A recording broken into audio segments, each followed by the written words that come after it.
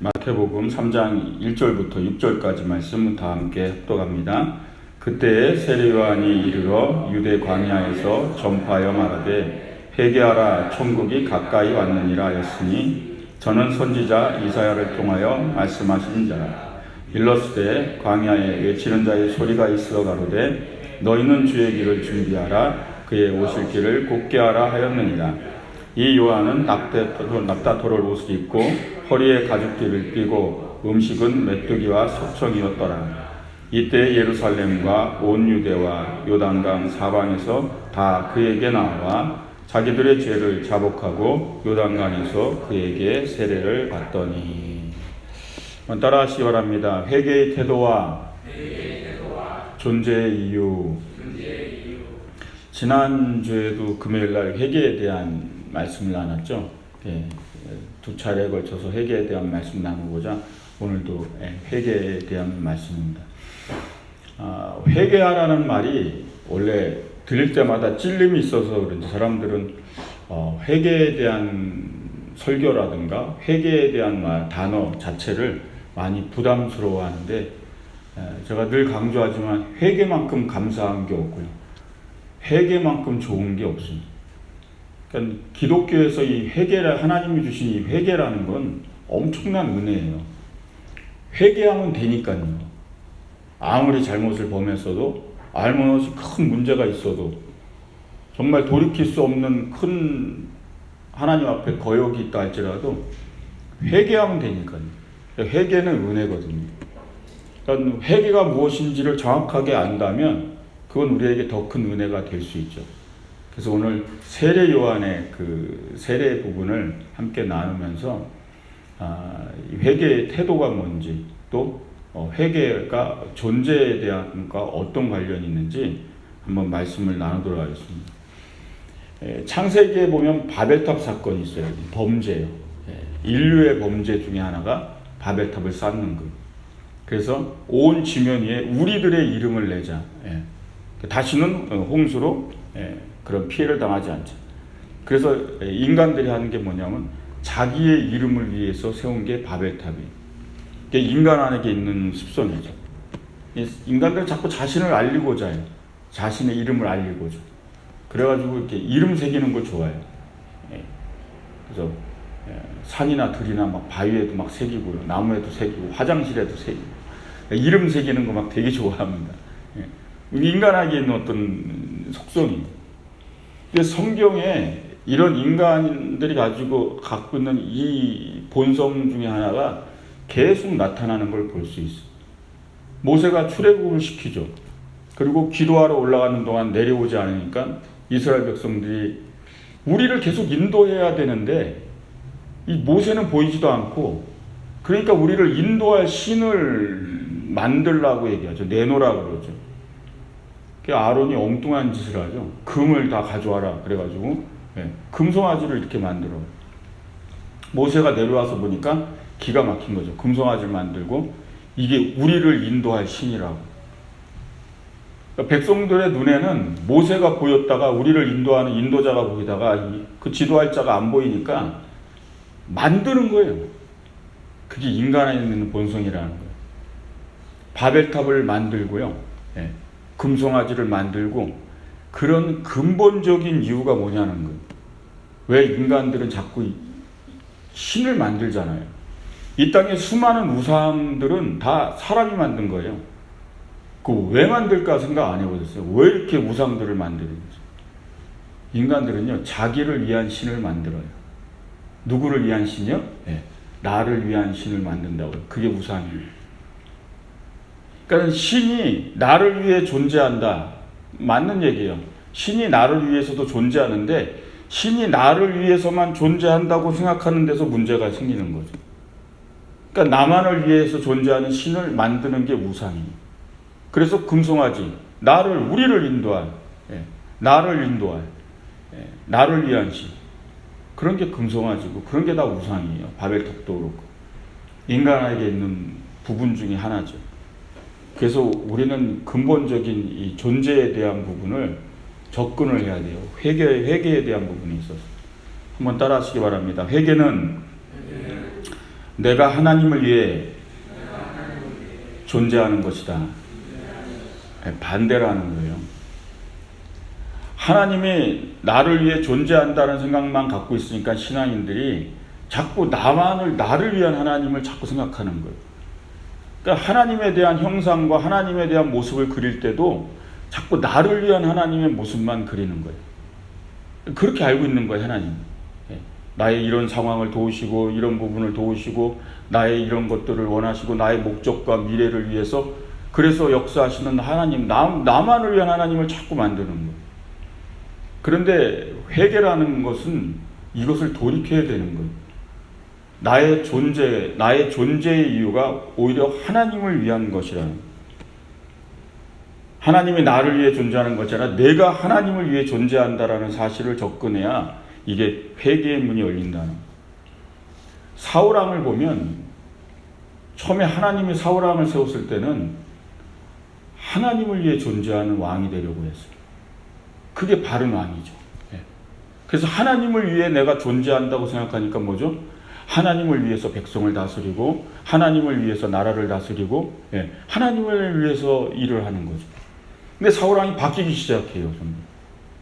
자기를 위한 기념비를 세우고 그런 일을 해요. 사무엘상 15장 가면요.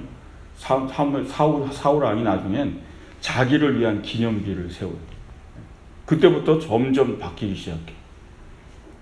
이제는 뭐죠? 나를 위한, 하나님의 영광을 위한 나의 존재가 아니라 내 존재를 위해 하나님이 있는 거예요. 이게 주객이 바뀌기 시작하는 거죠.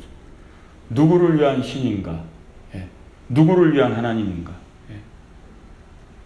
이것이 우리가 바꿔야 될 회개의 아주 근본적인 중요한 부분이라는 거죠.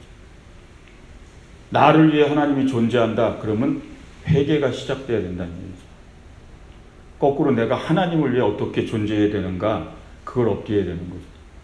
이 사울왕이 어디까지 가냐면 결국은 나를 위한 하나님이 돼야 되죠. 이제 거꾸로 나를 위한 하나님, 나를 위해 하나님이 존재한다. 이렇게 신앙이 바뀌기 시작하니까 나중에 신접한 여인까지 찾아가요. 자기를 위한 신이 다 그 우상이에요. 무당이든 뭐고 신접한 여인이건 상관없어요. 이제는 나를 위한 신을 찾는 거죠. 마치 뭐요? 금송아지를 만들듯이 나를 위한 신을 만들듯이. 그게 인간 안에 있는 이 근본적인 문제라는 거예요. 그래서 우리가 기도할 때 기도의 내용을 잘 살펴야 돼요. 내 기도의 내용이 정말 나를 위해 존재하는 하나님만 계신가? 그 기도의 내용 속에 하나님의 영광을 위해 내가 존재하는 기도는 없는가? 거꾸로요. 그게 없다면 회개가 필요하다는 얘기예요. 회개가. 많은 사람들은 회개가 큰 잘못을 했을 때만 지는 건 줄 아는데 이것 자체가 사실은 인간의 본성적으로 큰 잘못된 방향인 거거든요. 하나님이 나를 위해 존재하는 것이 아니라 내가 하나님을 위해 존재하는 거거든요. 그럼 기도의 내용도 달라져야 되는 거죠. 내가 하나님을 위해서 어떻게 존재해야 합니까? 오늘을 살아가는 내가 아버지의 영광을 위해서 하나님을 위해서 내가 어떤 사람으로 존재해야 됩니까? 이런 기도가 있어야 되는 거예요. 근데 늘 기도의 내용이 다 나를 위해서 하나님이 존재해야 된다는. 그래서 이것도 해주시고 이것 때문에 하나님 필요하고 저것 때문에 하나님 필요하고 금송아지와 다를 게 없는 하나님을 만들어서는 안 된다는 거예요. 이것이 바로 회개의 중요한 부분인 거예요. 누구를 위해 존재하는가. 그래서 내가 하나님을 위해 존재한다는 사실을 깨닫기 시작하는 게 이게 회개의 시작이라는 거죠. 그래서 하나님 앞에 우리는 엎드려 기도하며 공동체적인 회개도 이 부분을 깨달아야 되는 거예요.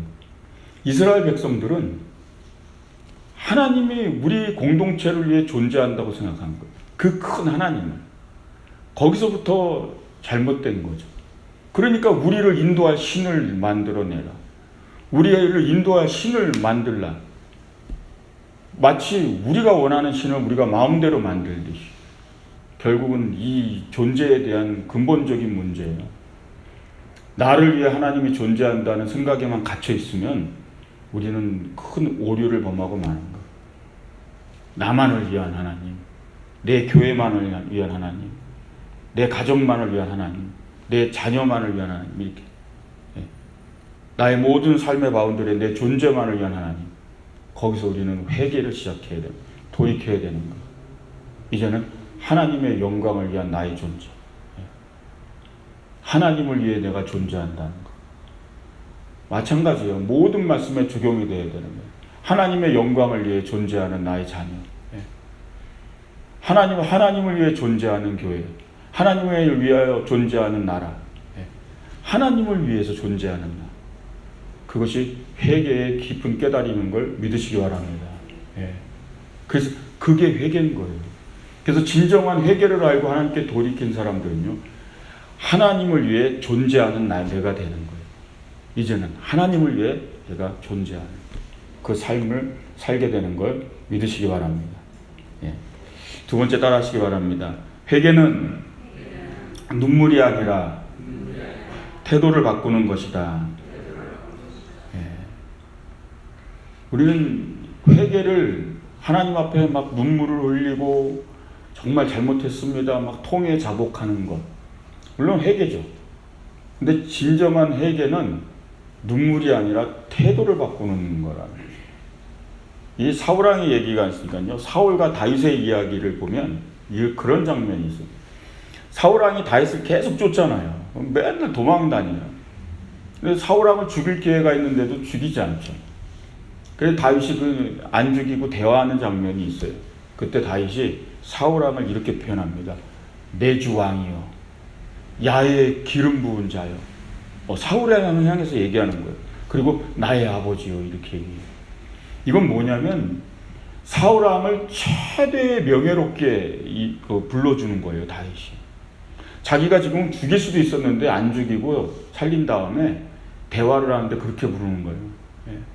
야훼의 기름, 하나님께 기름 부음 받은 자요, 나의 주여, 나의 왕이요, 나의 아버지요, 이렇게 하면서 얘기를 해요. 내가 당신을 죽일 수도 있었는데 죽이지 않았고, 근데 왜 당신은 나를 쫓고, 뭐 이런 대화를 해요. 근데 그 말을 듣고 사울왕이 감명을 받습니다. 그저 자기도 그렇게 쫓고 막 맨날 괴롭히고 이러고 죽이려고 그러는데 나를 향해서 야의 기름 부은 자요, 뭐 나의 주요, 나의 아버지요, 이렇게 부르니까. 근데 그때 이제 사울왕이 이런 얘기를 해요. 마음에 막 감동이 있으니까, 나는 너를 늘 학대하고 나는 너를 늘 악하게 대했는데 너가 나를 선대하니 너는 진정 의로운 자라.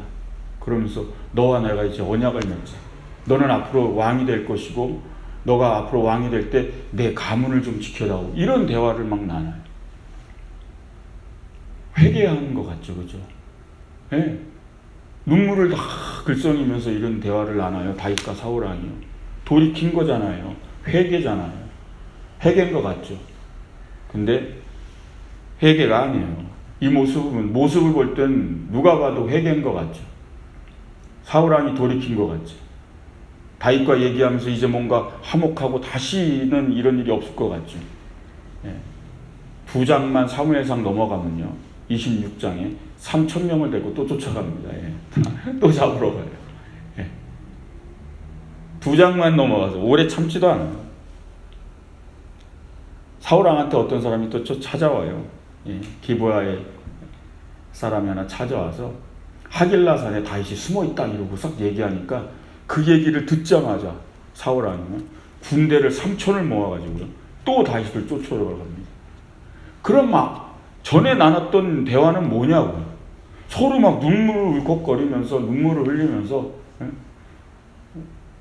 내가 너를 악대했는데 너는 나를 선대하고 너는 왕이 될 것이고 앞으로 너가 왕이 되면 내 가정, 내 가문을 지켜달라, 막 이런 얘기를 하면서 그건 뭐냐는 거예요. 우리 여기서 중요한 걸 알아야 되는 거죠. 회개는 눈물이 아니에요. 감정의 눈물은 회개가 아니에요. 많은 사람들이 착각하는 거예요. 그럼 부부가 싸우다가 나중에 막 서로 울고 막 화목하자, 이제 막 내가 잘못했다 막 이러면서, 우리가 이런 엉뚱한 짓을 하지 말자고 울잖아요. 그리고 또 싸웁니다. 그리고 이 인간이 그렇지 그러면서, 그 회개가 아니에요. 눈물은 회개가 아니에요. 바뀐 게 없거든요. 바뀐 게 태도가 바뀌지 않는 거죠. 태도가. 회개는 그래서 눈물이 아니라 태도를 바꾸는 건 줄 믿으시기 바랍니다. 행동을 수정하고 태도를 바꿔야 되는 거예요.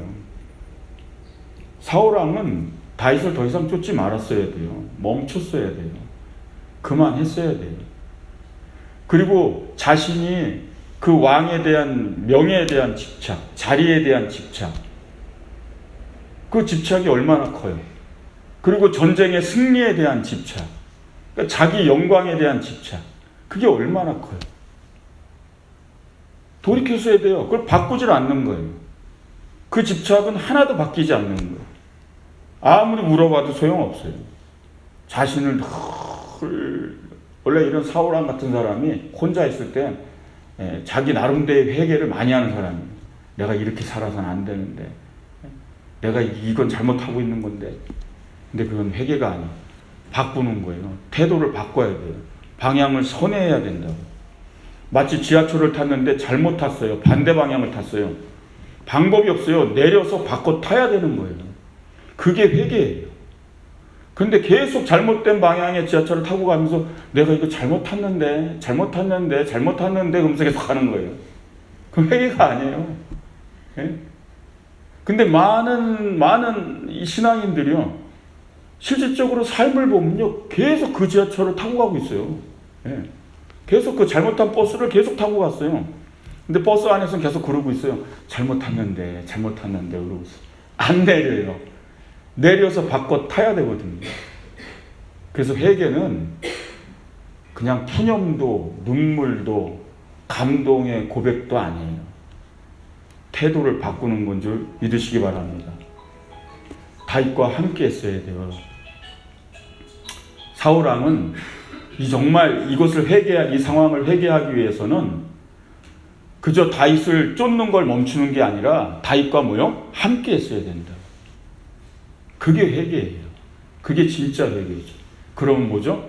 사울왕의 미래도 바뀌었고요. 다윗의 미래도 바뀌고 이스라엘의 미래도 바뀌고요. 이스라엘의 영광스러운 초대왕은 사울왕이 된 거죠. 다윗이 아니라. 근데 이스라엘은 지금도 초대왕을 사울이라고 얘기하지 않아요. 다윗이라고 얘기하죠. 그 역사가 바뀌는 거예요. 회개예요. 회개는 태도를 바꾸는 건 줄 믿으시기 바랍니다. 세 번째 따라하시기 바랍니다. 회개는 하나님의 일을 함께 준비하는 것이다. 예, 금요철야 피곤한데 나오시는 걸 알아서 제가 빨리빨리 하기로 했습니다. 피곤해서 이게 3층천으로 가실까봐 제가 다이나믹하게 아주 중요한 말씀만 하기로 했어요. 마태복음 3장 1에서 3절에 오늘 본문 보면 그때 세례 요한이 이르러 유대 강야에서 전파하여 말하되 회개하라 천국이 가까웠느니라 하였으니 그는 선지자 이사야를 통하여 말씀하신 자라 일렀으되 광야에 외치는 자의 소리가 있어 이르되 너희는 주의 길을 준비하라 그가 오실 길을 곧게 하라 하였느니라. 오늘 본문이죠. 회개를 얘기하고 회개를 지금 세례 요한이 전파하는 거예요. 회개하라고 지금 선포하는데 세례 요한이 외친 회개가 우리가 알았던 회개의 수준을 넘는다는 걸 오늘 얘기하고 있는 거예요. 지금 1에서 3절 말씀이. 회개하라 그럼 우리는 돌이키는 것, 잘못해서 돌이키는 것, 잘못된 방향에서 이제 바꾸는 것. 아까 얘기했듯이 태도를 바꾸는 것. 맞아요. 근데 세례 요한의 회개는 더 나아가서요. 뭐요? 주의 길을 예비하라라는 거. 그게 세례 요한이 외친 회개예요. 잘못된 길에서 돌이키는 것, 거기서 멈추는 게 아니라 뭐요? 주님의 길에 함께 동참하고 주의 길을 함께 준비하라. 거기까지 지금 얘기하고 있는 게 세례 요한의 회개라는 거예요. 이게 우리에게 있어서 회개의 중요한 점이라는 거예요. 그래서 내가 회개를 했다 그러면 나는 지금 뭐요? 하나님의 일을 준비하고 있어야 돼요. 하나님과 함께하고 있어야 돼요. 그게 바른 회개의 모습임을 믿으시기 바랍니다. 그게 회개예요. 회개는 그냥 생각에 머무는 것도 아니고 그냥 눈물 흘리는 것도 아니에요. 내 마음의 감동을 인해서 그냥 엎드리고 그냥 그런 게 회개가 아니에요. 세례 요한은 더 얘기하고 있는 거예요. 회개는 이제는 뭐죠? 주님의 일을 하고 있어야 되는 거죠. 주님의 일을 준비하고 있어야 되는 거예요. 내 모습이 이미. 그게 회개의 모습이라는 거예요. 이 세례를 침례를 주고 있는데 거기에 이제 사두개인 바리새인들이 이렇게 나와서 구경하는 거예요. 이러고 뒷짐지고요. 세례 요한은 막 회개하라 막 열정적으로 막 외치고 그들에게 침례를 주고, 침례를 받은 사람은 막 회개의 기쁨으로 하나님께 영광을 돌리고, 막 요단강의 그 세례의 장면은 은혜의 장면이에요. 막 사람들이 막 엄청나게 구름대까지 몰려와서 세례 요한이 끝없이 줄을 선 사람들을 침례하는 거예요. 그들은 영광을 하나님께 올려드리고 침례를 받으면서. 근데 사두개인과 바리새인들은 거기서 이러고 뒷짐지고 보는 거예요. 구경하러 나온 거예요. 이러고. 그랬더니 세례 요한이 뭐라 그래요? 독사의 자식들이라는 거예요. 너네들은 하나님의 나라를 하나도 준비하지 않으면서 구원받을 거라 생각하냐? 그걸 외쳐든 게 오늘 본문의 내용이에요. 그렇게 뒷짐지고 구경만 하면서 구원을 얻을 거라. 왜 그랬냐면 이들은 하나님께 선택된 백성이라고 생각했어요. 그래서 구원받는다 생각한 거죠. 하나님의 메시아가 오면 나부터 구원받을 거라고 생각한 사람들이 바리새인들. 근데 세례 요한이 뭐예요? 독사의 자식들이라는 거죠. 왜? 너네들은 하나님의 나라를 위해 지금 뭘 준비하고 있냐? 뒷짐지고 지금 아무것도 안 하고 구경하고 와서 이러고 있는 그들의 모습을 향해 세례 요한이 외친 거예요. 아무것도 준비하지 않는 자들. 그래서 그들을 향해서 회개하라고 하는 거죠. 결국 결국 우리의 회개한 모습은 하나님의 길을 함께 가며 하나님의 나라를 준비하는 건 줄 믿으시기 바랍니다. 그들이 늘 아브라함의 자손이라는 그 프라이드를 가지고 회개하지 않은 거예요. 그러니까 세례 요한이 얘기한 거죠. 이 돌멩이를 가지고도 아브라함의 자손을 만들 것이다. 그러면서 왜 너희들은 주의 길을 준비하지 않냐? 주님의 길을 예비하지 않냐? 세례 요한이 계속 광야에서 외쳐난 거죠. 수많은 사람들은 그 말씀을 듣고 깨닫고 자기의 죄를 자복하고 요단강에서 세례를 받고 주님 오실 길을 준비하고 함께 예비했다라는 거죠. 그게 바로 회개의 모습인 거예요. 세례 요한의 회개죠. 결국 진정한 회개를 위해서 하나님과 함께 하나님의 일을 함께 준비하기 위해서는 이제 관점이라는 걸 잡아야 돼요. 나의 관점과 하나님의 관점을 같게 만드는 일을 해야 되는 거죠.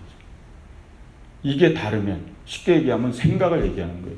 나의 생각과 하나님의 생각이 같아져야 회개가 된다는 얘기죠. 이게 다르면 회개가 된 게 아니에요.